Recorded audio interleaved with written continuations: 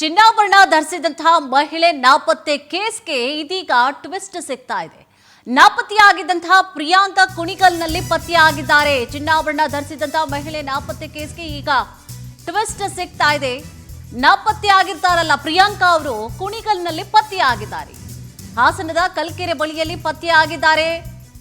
ಏನು ಮಹಿಳೆಯ ಬಟ್ಟೆ ಪತ್ತೆಯಾಗಿತ್ತು ನೋಡಿ. ಗುರುವಾರ ರಾತ್ರಿ ನಾಪತ್ತೆಯಾಗಿರ್ತಾರೆ ಪ್ರಿಯಾಂಕಾ. ಜೀವಂತವಾಗಿ ಪತ್ತೆಯಾಗಿದ್ದಾರೆ ವಿವಾಹಿತೆ ಪ್ರಿಯಾಂಕಾ ಅವರು. ಮಹಿಳೆ ಪತಿಯನ್ನ ಖಚಿತಪಡಿಸಿದ್ದಾರೆ ಪೊಲೀಸರು. ಮದುವೆಗೆ ತೆರಳಿ ಕಾಣೆಯಾಗಿರ್ತಾರೆ ವಿವಾಹಿತೆ ಪ್ರಿಯಾಂಕಾ ಅವರು. ಸೊ ಬಹಳಷ್ಟು ಈಗ ಟ್ವಿಸ್ಟ್ ಅನ್ನ ಕೂಡ ಪಡೆದುಕೊಳ್ತಾ ಇರುವಂತದ್ದು ಈ ಒಂದು ಪ್ರಕರಣ. ಎಲ್ಲೋದ್ರು ಏನು ಅಂತ ಹೇಳಿ ಬಹಳಷ್ಟು ಗಾಬರಿಗೂ ಕೂಡ ಕುಟುಂಬಸ್ಥರು ಒಳಗಾಗ್ಬಿಟ್ಟಿದ್ರು. ಏನಾಯ್ತು ಏನು, ಒಡವೆ ಧರಿಸ್ಕೊಂಡು ಬೇರೆ ಹೋಗಿದ್ರು ಮದುವೆಗೆ ಅಂತ ಹೇಳಿ ಹೋದವರು ಇದಕ್ಕಿದ್ದಂಗೆ ಕಾಣೆ ಆಗ್ಲಿಕ್ಕೆ ಕಾರಣವಾಗಿದ್ದಾದ್ರೂ ವಿಚಾರಗಳಿಗೇನು, ಸಾಕಷ್ಟು ಹುಡುಕಾಟವನ್ನು ಕೂಡ ಈಕೆಯ ವಿಚಾರ ಸಂಬಂಧವಾಗಿ ಕೂಡ ಮಾಡ್ತಾ ಇದ್ರು. ಏನಾದರೂ ಹೆಚ್ಚು ಕಮ್ಮಿ ಆಗೋಯ್ತಾ ಅಥವಾ ಇನ್ನೇನಾದರೂ ಯಾರಾದರೂ ಕಿಡ್ನ್ಯಾಪ್ ಮಾಡಿದ್ರಾ, ಹೀಗೆ ಸಾಕಷ್ಟು ನಾನಾ ಆಯಾಮಗಳಲ್ಲೂ ಕೂಡ ಪೊಲೀಸರು ತನಿಖೆಯನ್ನು ನಡೆಸ್ತಾ ಇದ್ರು. ಇದೀಗ ಈ ಒಂದು ಕೇಸ್ಗೆ ಟ್ವಿಸ್ಟ್ ಕೂಡ ಸಿಗ್ತಾ ಇದೆ. ನಾಪತ್ತೆಯಾಗಿದ್ದಂತಹ ಪ್ರಿಯಾಂಕಾ ಕುಣಿಗಲ್ನಲ್ಲಿ ನೋಡಿ ಪತ್ತೆಯಾಗಿದ್ದಾರೆ. ಹಾಸನದ ಕಲ್ಕೆರೆ ಬಳಿಯಲ್ಲಿ ಪತ್ತೆಯಾಗಿರುತ್ತೆ. ಮಹಿಳೆಯ ಬಟ್ಟೆಯನ್ನ ನೋಡಿ, ಚಪ್ಪಲಿಯನ್ನ ನೋಡಿ ಬಹಳಷ್ಟು ಗಾಬರಿ ಆಗ್ಬಿಟ್ಟಿದ್ರು. ಏನಾಯ್ತು ಏನೋ ಅಂತ ಹೇಳಿ. ಸೊ ಗುರುವಾರ ಇವರು ಮಿಸ್ ಆಗಿರ್ತಾರೆ. ಸೊ ಗುರುವಾರದಿಂದಲೂ ಕೂಡ ಸಿಕ್ಕಿರೋದಿಲ್ಲ, ಏನಾಯ್ತು ಅಂತ ಹೇಳಿ ಗಾಬರಿಗೆ ಒಳಗಾಗಿರ್ತಾರೆ ಕುಟುಂಬಸ್ಥರು. ಅನಂತರವಾಗಿ ದೂರನ್ನ ಕೂಡ ಕೊಡ್ತಾರೆ, ಫೋನ್ ಮಾಡ್ತಾರೆ, ಸಿಗ್ತಿರೋದಿಲ್ಲ. ಬಟ್ಟೆ ಮಾತ್ರ ಪತ್ತೆ ಆಗಿರುತ್ತೆ, ಚಪ್ಪಲ್ ಮಾತ್ರ ಪತ್ತೆ ಆಗಿರುತ್ತೆ. ಇಷ್ಟು ಮಾತ್ರ ಇದೆ ಅಂತಂದಾಗ ಏನಾದರೂ ಆತ್ಮಹತ್ಯೆ ಮಾಡ್ಕೊಂಡ್ರಾ ಅಥವಾ ಯಾರಾದರೂ ಏನಾದರೂ ಹೆಚ್ಚು ಕಮ್ಮಿ ಮಾಡಿಬಿಟ್ರಾ, ನಾನಾ ರೀತಿಯಾದಂತಹ ಪ್ರಶ್ನೆಗಳು ಕೂಡ ಉದ್ಭವ ಆಗ್ತಾ ಇತ್ತು. ಇದೀಗ ನೋಡಿ ಜೀವಂತವಾಗಿ ಇನ್ನೊಂದು ವಿಚಾರ ಏನಪ್ಪ ಅಂತಂದ್ರೆ, ಜೀವಂತವಾಗಿ ಪ್ರಿಯಾಂಕಾ ಪತ್ತೆಯಾಗಿದ್ದಾರೆ.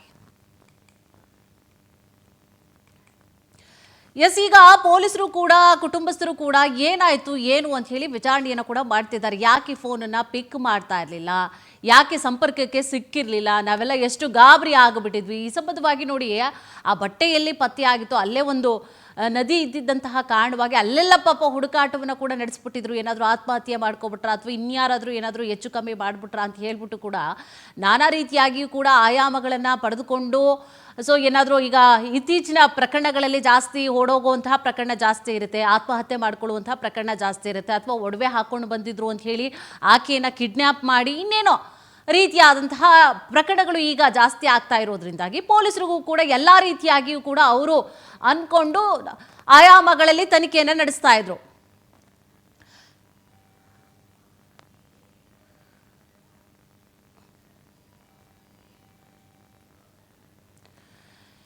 ಎಸ್, ಈಗಾಗಲೇ ನೋಡಿ CCTV ಫೋಟೇಜ್ಗಳನ್ನು ಗಮನಿಸಿದಂತಹ ಪೊಲೀಸರು ಎಲ್ಲ ರೀತಿಯಲ್ಲೂ ಕೂಡ ಎಲ್ಲಿಗೆ ಹೋದ್ರು ಬಂದರು ಅಂತ ಹೇಳಿ ಕೂಡ ಅವರು ಸ್ಥಳ ಬಿಟ್ಟಂತಹ ಜಾಗದಿಂದಲೂ ಕೂಡ ಎಲ್ಲೆಲ್ಲಿ ಹೋಗಿರಬಹುದು ಅಂತ ಹೇಳಿ CCTV ಫೋಟೇಜನ್ನು ಕೂಡ ನೋಡ್ತಾರೆ. ಡೇವಿಡ್ ಎಂಬಾತನ ಮನೆಯಲ್ಲಿ ಪತ್ತೆಯಾಗಿದ್ದಾರೆ ಪ್ರಿಯಾಂಕಾ ಅನ್ನುವಂತಹ ವಿಚಾರಗಳು ಗೊತ್ತಾಗ್ತಾ ಇದೆ.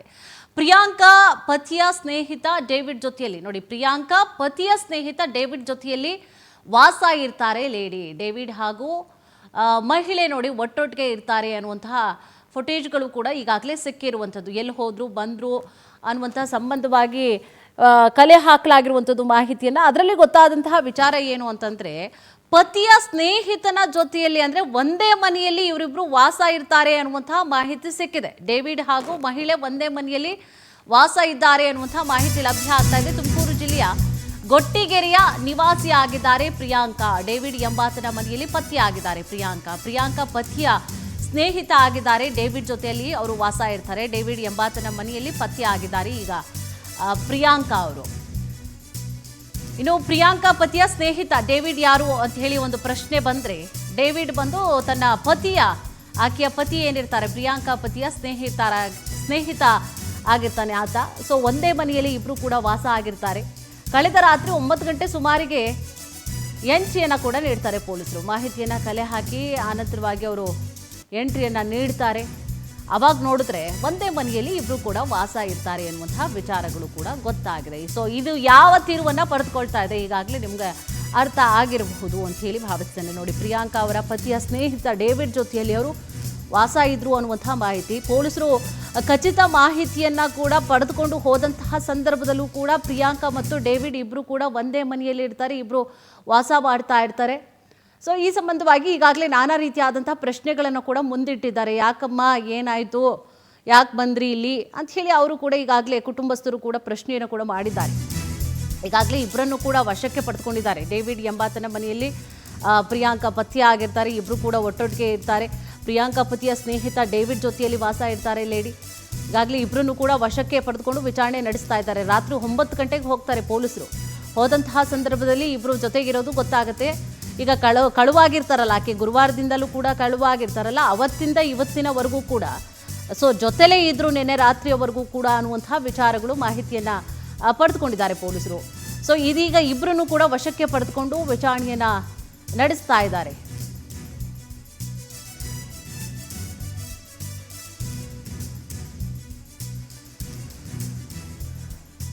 ಬಹಳಷ್ಟು ಗಾಬರಿಗೆ ಕಾರಣವಾಗಿದ್ದಂತಹ ಪ್ರಕರಣ ಏನಿತ್ತು ಇದು?